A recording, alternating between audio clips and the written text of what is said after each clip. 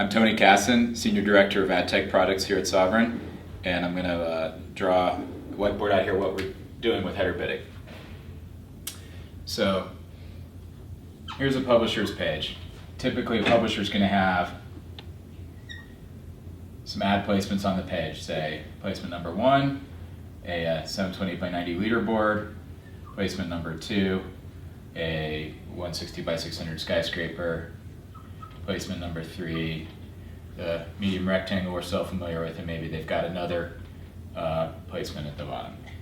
And up here on the web page is the head, and this is what publishers are now leveraging to use for header bidding. What typically happens in the head of a website is the assets that the site, some of the assets the site needs to style and do its functionality or download it, some JavaScript, some CSS, etc. And these assets, they get loaded in the header first, they're then available to the context of the page to do everything.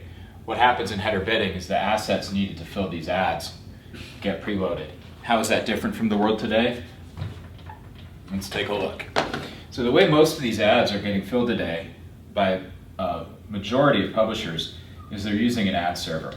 And the most common ad server that publishers use is DFP, DoubleClick for Publishers.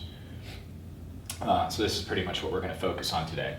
A typical DFP setup to fill these 4 ad placements on the page, they're going to have probably a couple direct deals, maybe some private marketplaces, and then everything else is going to be your networks and exchanges, of which Sovereign is one that publishers definitely choose, along with a few others.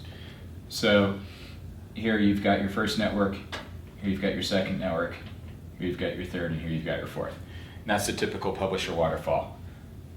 Let's say Sovereign sits here, and maybe the competition sits down below. What the publishers are doing is they're assigning price estimates, say $4, $3, $2, $1, and they're shuffling their waterfall based on fill rates, who's paying out the most. So maybe Sovereign at $4 pays a 5% fill, and maybe the competition down at $1 pays at a 25% fill. Either way, publishers are constantly optimizing this waterfall and ensuring that whoever winds up on the page is the person they want in that slot 1. So let's say that the first network gets the shot at ad placement number 1. If it doesn't meet the $4, there's a pass back down to slot number 2, network number 2. Let's say network 2 does, so network 2 then gets delivered to the page by the DFP. Network 2 doesn't fill, we pass back to network 3, and so on and so forth, until somebody fills. The problem is that the publisher doesn't really know inside DFP what the real price was. They only have an estimate. Again, they've constructed their waterfall based on these sort of CPM estimates, and with price priority, it just descends down the waterfall. Most publishers are also checking the box that says AdX dynamic allocation. That allows AdX to compete. So backing up a second, AdX runs an auction, Google Ad Exchange, and they have a price and an ad ready to go. And let's say that the price and ad they have is $3.50. At this point in time, the publisher has checked dynamic allocation, and AdX is competing at each one of these tiers. And if AdX wins, they get that ad slot, and they pay out at a penny more than the slot they're competing against. So let's say that they have $3.50 and the $4 ad passed back. They then get to compete against the $3, but they pay $3 and a penny, $3.01. So the publisher's just left 49 cents on the table. How would the publisher have known in advance anyway that Google was going to pay $3.50? How would they have had a $3.49 line item that Google could compete honestly against? Well, great question.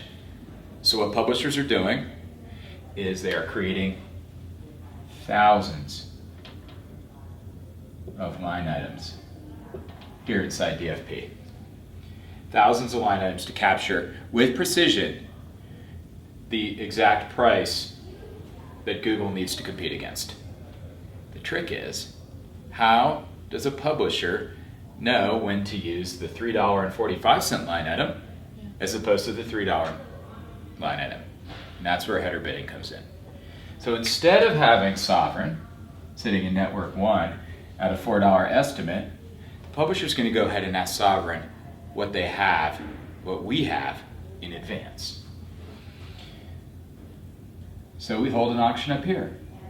We place our API endpoint up here in the head of the page. Publisher codes to it using sort of a lightweight version of OpenRTB, which is what we've implemented here. They get a bid response back, and what that contains is a bid, price, the creative, that is the ad creative, the code that's going to deliver the ad to the page, and a couple other things, but that's mainly what they need. So what do they do at that point? They use a function that ships with DFP called set targeting. So if you have an account with DFP and you're using DFP as your ad server, there is a function called set targeting that is available to you in real time in the context of your page. So what does the publisher do? They use set targeting and they send the bid price. Let's say it was $3.45. They set the bid price target at $3.45 here in one of these thousands of line items they've created. Specifically, the $3.45 line item, which has a custom target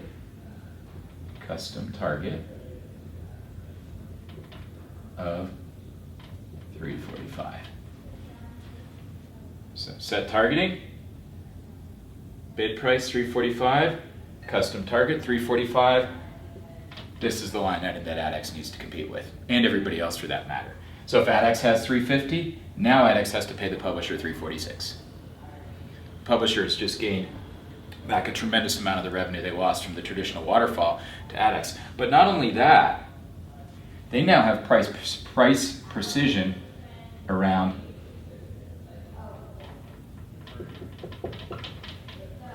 the waterfall. So they know that this item is paying $3.45. The other items they have in the network, this one they can shuffle it on price. This one might still be the winner if the next lowest one is $3, $2, $1. The other thing that gives them, which is great, is now their DFP reporting is all of a sudden accurate. Because when you inside DFP, when you're logging an impression, you're still logging it at the value you have it set in the waterfall. But now they know that this Network 1 line item paid out at $3.45. Next time it paid, then they know that they can see that another time it paid out at $2.75, $2.90, whatever. So it gives them price precision around the reporting inside DFP. The way I like to think of it is it's one little guaranteed deal at a time, conducted prior to the body of the page loading, all the ad units. The asset, the ad creative, is now available in the context of the page as a potential asset to load here, here, here, and here.